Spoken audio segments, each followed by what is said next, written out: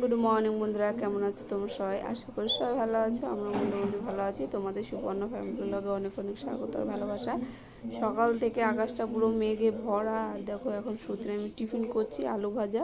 আর কালকে রাত্রে লুচি বানিয়েছিলাম, লুচি আছে, আর ওকে পাস্তা বানিয়ে দেবো, খেয়ে যাবে। ব্যাস, এই হচ্ছে টিফিন।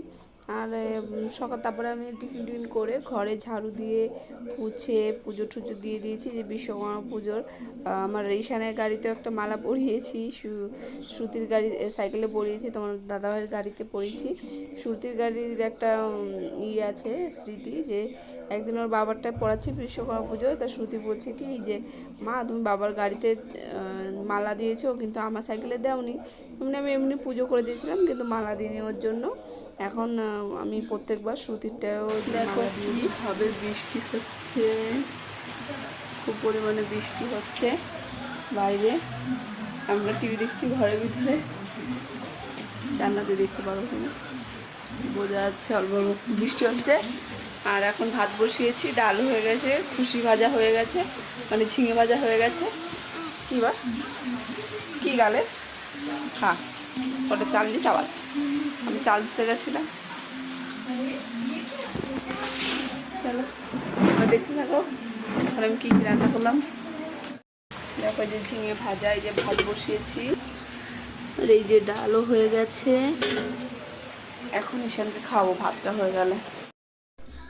কালকে এতই বৃষ্টি হচ্ছিল, তারপরে আর ভিডিও করতে পারিনি। এই যে পরের দিন সকালে শ্রুতিকে সকালে ধোসা বানিয়ে দিয়েছি, ও নিয়ে চলে গেছে। ও বলছে যে আমাকে যদি তুমি ইডলি আর ধোসা দাও তাহলে আমি রোজ ফিনিশ করে আসবো, নয় খাবো না।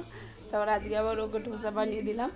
আর তোমার দাদাভাই খেতে চায় না এই ধোসা ইডলি আর রুটি, একটু সবজি হলে খেয়ে নেয়, কিন্তু খেতে চায় না। এখন দুতরফা হয়ে গেছে, কী করবো বলো।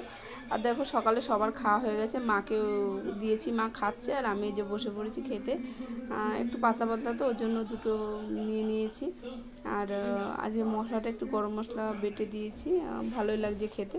অন্যদিন ভাজা থাকে, জিরেটা একটু বেশি পরিমাণে ভাজা থাকে, সেটাই দিই।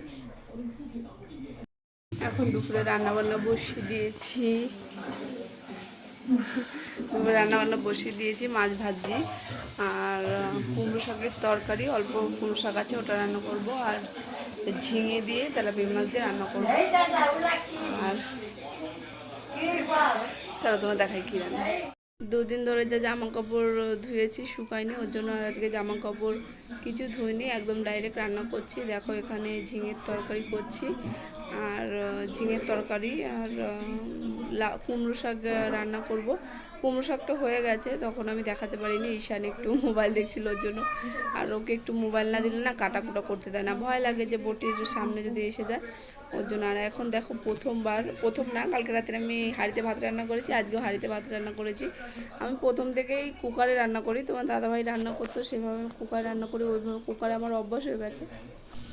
কালকে রাত্রে করেছিলাম, আর আজকেও এখনও করেছি, এখনও ঝুরঝুরে ভাত হয়েছে। আমার একটু হাঁড়িটা বড় দরকার, কি আনবো ওখানে একটু বড় হাঁড়ি। আর দেখো এই যে সবার জন্য মাছ দিয়েছি, আমরা বেশি মাছ খাই না, আমি মাছ দিই আর একটা মাছ বেশি দিই, যদি তরকারি থাকে তাহলে খাবে কেউ, পরে না খেতে ইচ্ছে করে না। দেখো এই যে ঝিঙে দিয়ে মাছ দিয়ে তরকারি, ওই লেজের একটু উঠে ছিঁড়ে গেছে। আর এই যে কুমড়ো শাক, এই যে ভাত। চলো এখন মনাকে খাইয়ে দিই, ওর জন্য মাখানো হয়ে গেছে। এই যে ভাত মাখিয়েছি, ঈশানে যে খাবে, চলো ওকে খাইয়ে দিই। বাবা ভাত খাবা খাবা, ওটা ভাঙতিছো নাকি তার জন্য? বাবা তো বকা দেবে, চলো মনাকে খাই। একটু বাজারে গেছিলাম শ্রুতি স্কুলের প্রজেক্ট আনতে, প্রিন্টেড বেড়াতে, তার জন্য এত সেদিকে যাচ্ছি। চলো বন্ধুরা, আর রাত্রে কিছু রান্নাবান্না করে আমি কিছু খাইনি। শ্রুতিকে ধোসা বানিয়ে দিয়েছি, মাকে দিয়েছি, তোমার দাদাভাই ভাত ছিল ওটাই খেয়েছে। আমার ভালো লাগছে না, শরীরটা 2-3 দিন ধরে একটু ঘুম হচ্ছে না, ঘুমের সমস্যা হচ্ছে, ওর জন্য আমার একটু খারাপ লাগছে। কালকে তোমাদের দেখাবো যে ঘরের সামনের গেটে কি ডিজাইন করেছে গ্রেনাইট দিয়ে। চলো বন্ধুরা, আজ এই ভিডিওটা এখানে শেষ করছি। তোমার সবাই ভালো থেকো, বাই, গুড নাইট।